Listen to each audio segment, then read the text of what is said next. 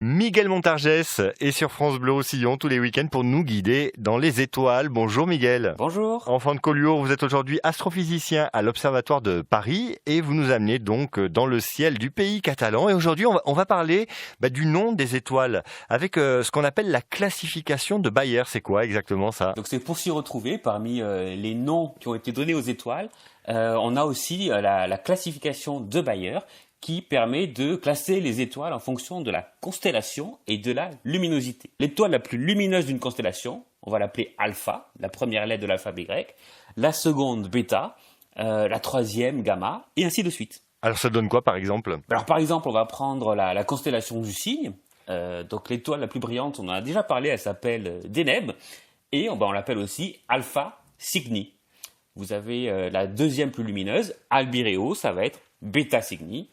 La troisième plus lumineuse, Sadr, ça va être Gamma Cygni, et ainsi de suite. Alors après, moi j'entends aussi parler d'étoiles qui ont des noms un peu barbares comme HD 1983. Alors exactement, là c'est aussi les désignations affreuses des catalogues qui ont été établis depuis des siècles pour recenser toutes les étoiles. Alors justement, est-ce que vous avez des exemples de catalogues? On a le catalogue par exemple HR qui a été fait en 1908, qui a recensé un peu plus de 9000 étoiles. L'étoile Sadr dont j'ai parlé un peu plus haut, elle est HR 7796. Ah oui, c'est moins poétique. Hein. Et alors, je sens que ça vous plaît, donc je vais continuer. On a le catalogue Hipparcos. C'était une mission spatiale européenne, Hipparcos, qui devait déterminer les distances des étoiles. C'était entre 1989 et 93, à peu près 120 000 étoiles.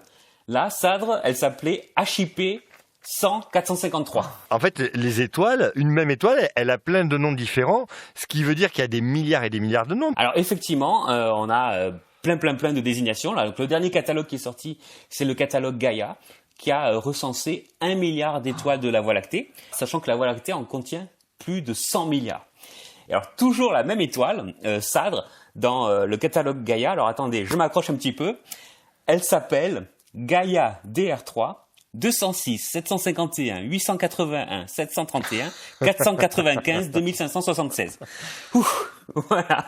Le message que je voulais faire passer à tout prix, c'est que ça ne sert à rien d'acheter des noms d'étoiles quand de bonne foi on veut offrir un nom d'étoile à un nouveau-né. Ah, je savais même pas que c'était possible ça. Alors si, tout à fait, il y a des sites un peu frauduleux qui proposent ça. Les noms en fait sont attribués par l'Union astronomique internationale qui elle seule a compétence pour nommer les objets célestes. Et je tiens à vous signaler que la campagne Name ExoWorld 2022, elle est en cours actuellement jusqu'en mars 2023. Vous pouvez aller sur Internet, c'est gratuit et vous pouvez participer pour nommer 20 couples d'étoiles et d'exoplanètes. Merci beaucoup Miguel Montargès. Et on se retrouve la semaine prochaine sur France Bleu Roussillon pour notre voyage dans les étoiles. À la semaine prochaine.